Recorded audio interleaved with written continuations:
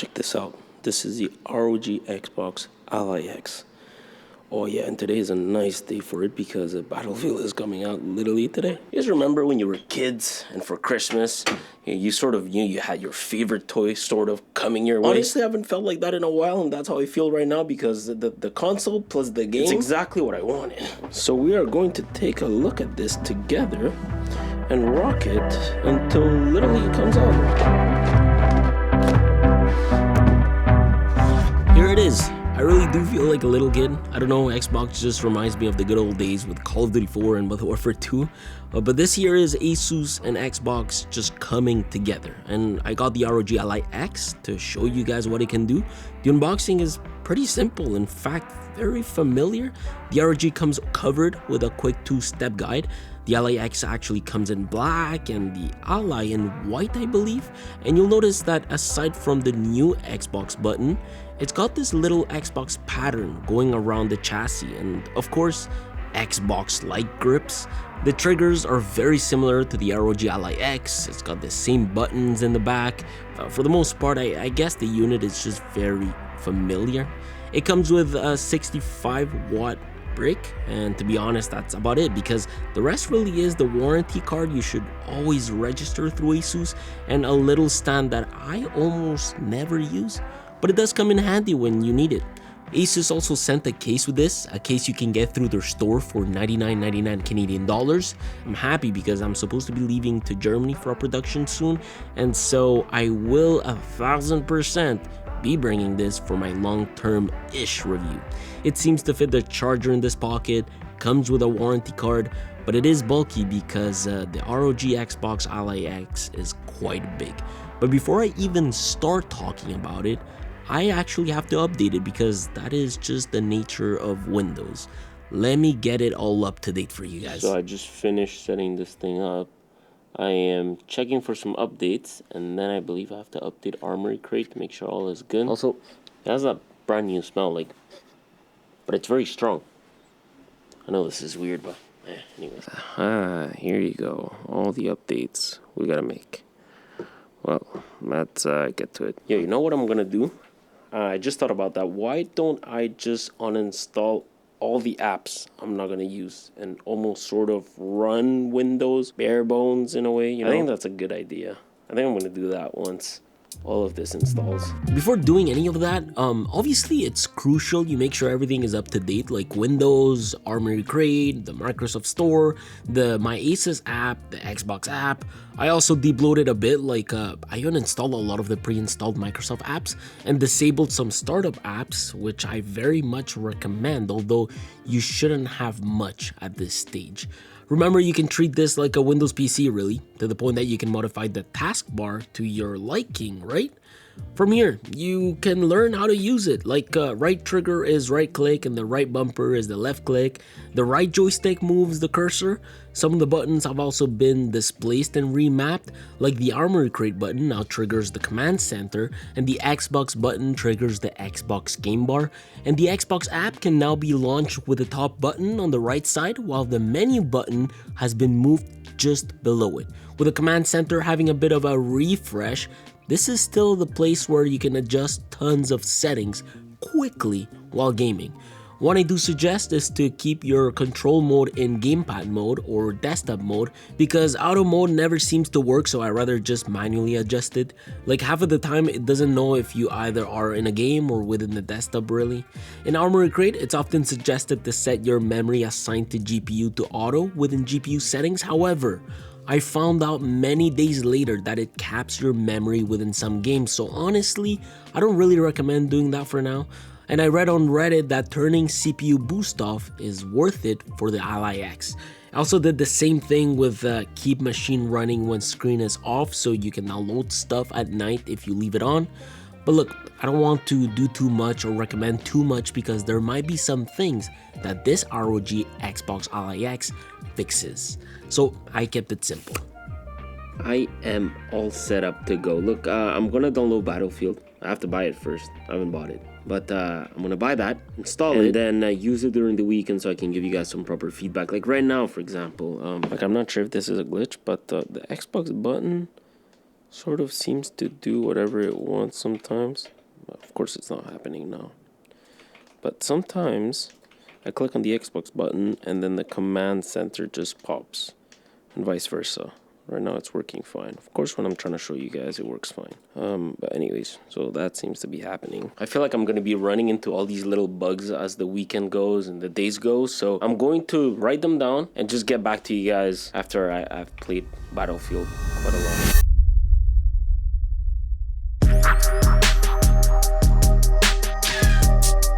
Okay, so I tried to understand the ROG Xbox Ally X as much as possible during the weekend. I played Battlefield with it. I do want to talk about a few little things. Some are good, some are not as good, but I'm still amazed at how, nowadays they manage to pack so much power into a little device like this. And the cool part is that this literally grips like an Xbox controller. It's extremely fun to use. Let me talk about it. Okay, so here's my first impressions of the design and the feel of this thing. This compared to an Xbox controller literally holds the same. The grip has that nice chunkiness to it. Your fingers do touch a bit towards the back, but enough to press those buttons. The precision of the joysticks are not really the same as the Xbox controller, but very similar with the same design. Like I'd say the Xbox controller feels a bit tighter in that sense, obviously. The grip has a very similar texture and feel to it. It's not as present as a controller with its pattern, but it's definitely there. Everything else, except for the Xbox button and the small little engravings of Xbox around the front cover, is technically from the Ally X from what I can see. I did notice they made the bumper buttons and the triggers larger. They also have a good amount of resistance, very different from the Ally X in my opinion. The same thing goes with the buttons. They feel more like controller buttons.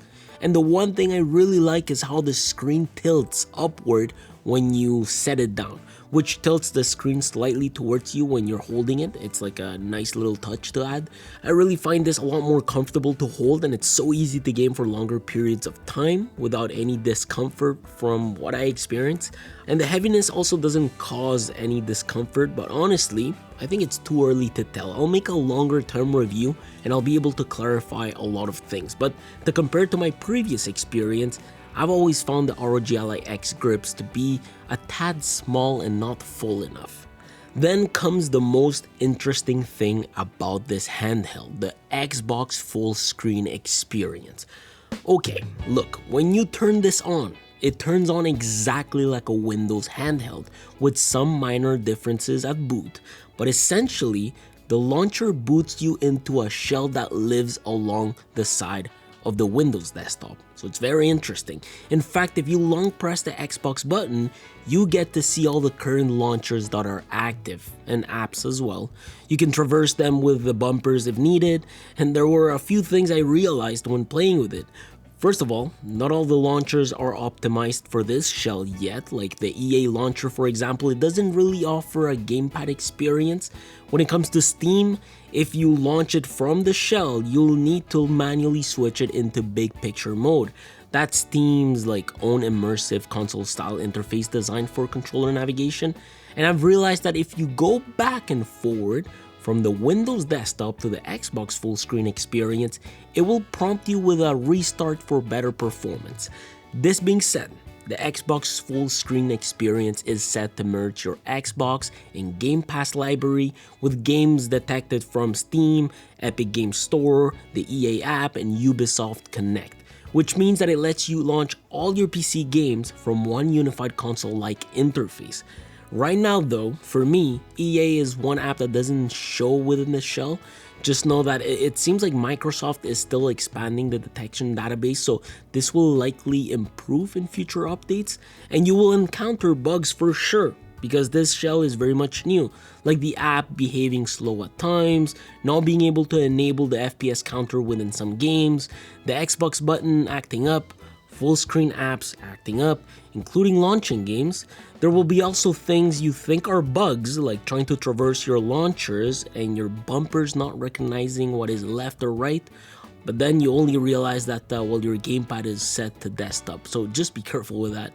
Anyways, the big picture here is that the shell minimizes background activity and defer non-essential tasks. So more system resources are dedicated specifically to gameplay, which means you get more memory to work with, smoother frame rates, and a much more immersive gaming experience. All of this is something that will eventually come out for other handhelds, but right now, Xbox and ROG just have the upper hand because they will be the first to experience all these little bugs with their devices and correct them as they go. I'm sure Xbox will prioritize ROG as well when it comes to updating drivers, firmwares, adding OS features, and so on. Look, I read somewhere that Microsoft may prioritize getting handheld optimized tags, optimizations, driver support, and game testing for Ally X first. So yeah, this is for the most part what this handheld has to offer. Now let me show you a few things quickly, okay? I wanted to show you how quick it goes in and out of sleep mode from a game. Then how quickly you can switch from a game into another.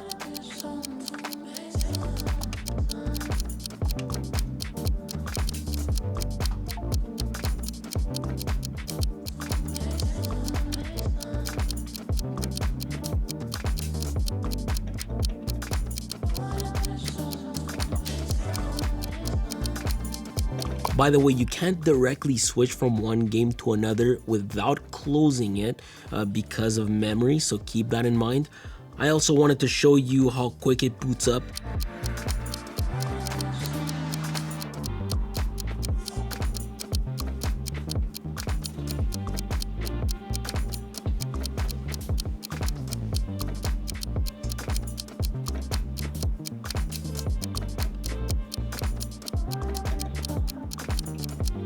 And then how quickly it takes to boot a game like Battlefield.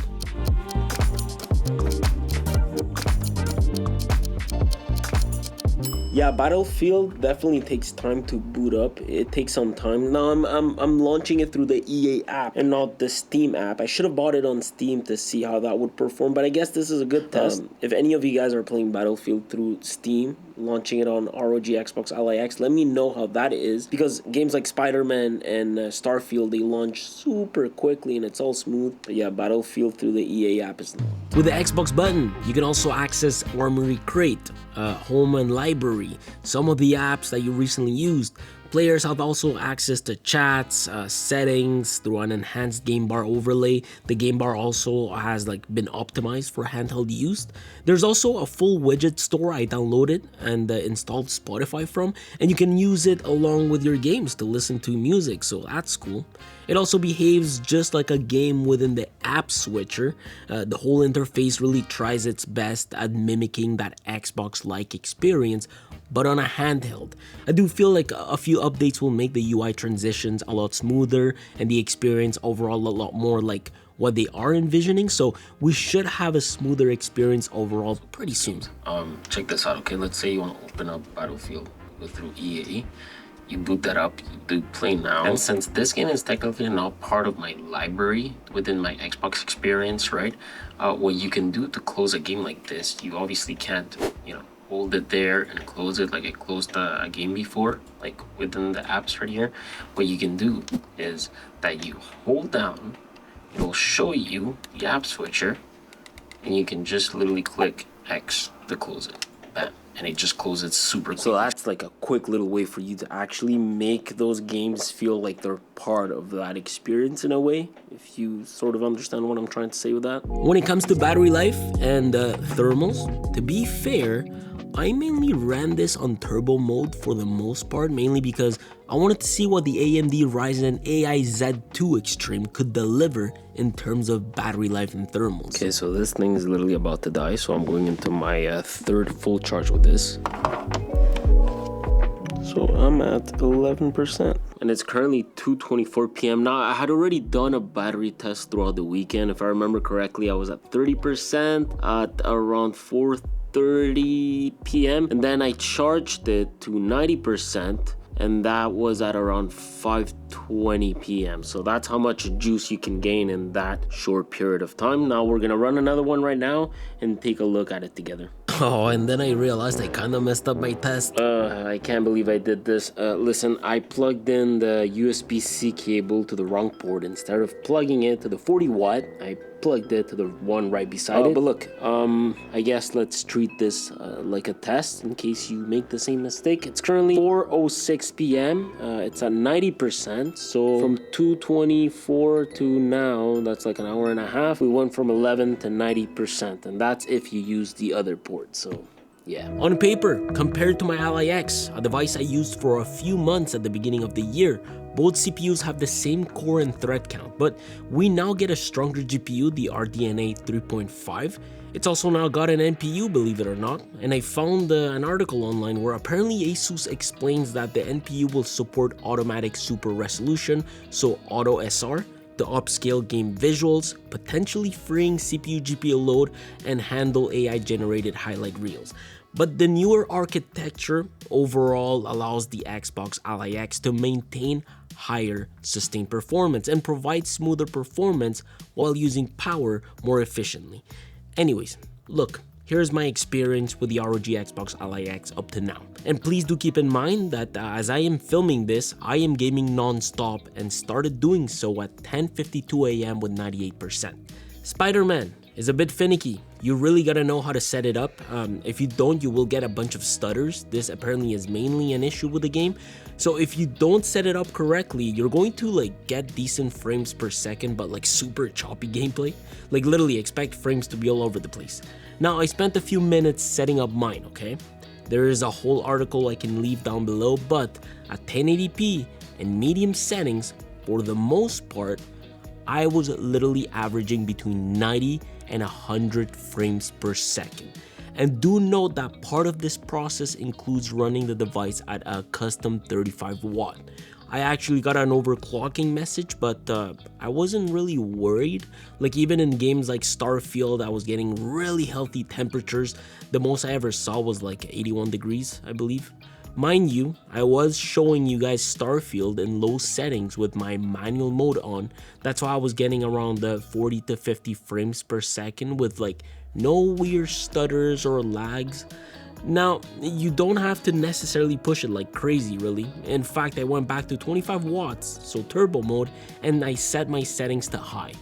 I was really able to get some pretty decent frames. It will vary because it all depends on the scenes that the game is trying to render. Sometimes it can get a bit slow and frames will drop to high 10s. But for the most part, if you want to enjoy some better graphics, I think playing Starfield with these settings is way more than doable. I really liked it. Listen, I'd say the high 70s is the average temperature I've been averaging. Plus the fans are not loud and it's toasty, but it's not hot. It's not super hot, not at all. And the heat part really pretty much concentrates right here. Yeah, it's all right here. Even here in the back, it's not hot at all, which is pretty good. Now as I'm playing Starfield, I'm running it in turbo mode. I'm not overclocking it or anything like that, so it's pretty good. I'm very happy. Let me actually show you how loud the fans are.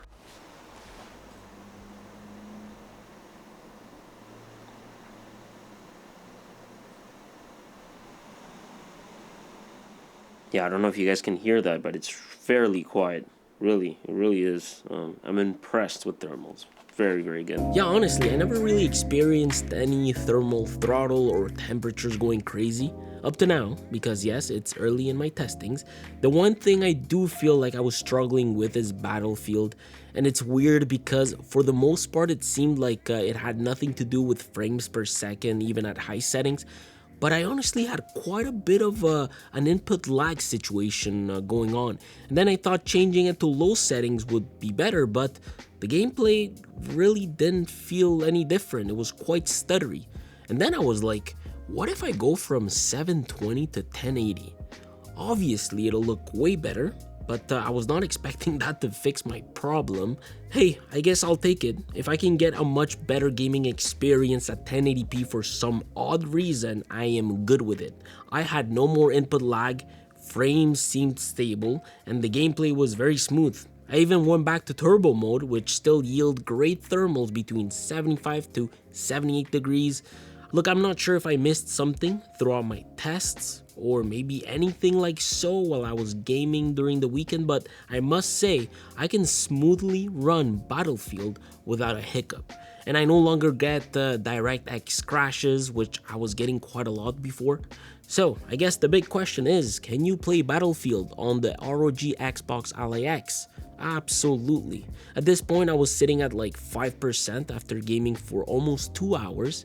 Keep in mind my handheld was dying after cycling between turbo mode and 35 watts constantly. I was really trying to find the sweet spot of the Xbox Ally X to really see where more or less this sits at. Oh, died. Yep, dang it, that. That's it. It's actually currently 12:45, so 12:45. That's almost 2 hours worth, right? Battery life almost seems to match what my Ally X delivers, which I will 100% compare to in my long-term review. But for now, I ran another quick charging test from 0 at around 12:50 p.m. using its 65 watt brick and the proper charging port, and by 2 p.m. I was already at 75%. So that's pretty much all the quick tests I wanted to run. Look, as someone that's used his ROG Ally X for a while, I must say I am impressed, but I'm very impressed with ergonomics, battery life being more or less the same but with more power on paper, and the gaming experience being really enjoyable even with the little bugs it has. The thing is that this here is me testing a product a few days before launch. There will be updates to optimize the experience, and there will be minor corrections that Asus will be making to really deliver an Xbox-like experience overall. So take this first look with a grain of salt and stay tuned for a true review. I will be using this quite a lot in the next few weeks, so I can't wait to share with you what this can truly do. If you guys want me to test certain things, don't forget to let me know down below.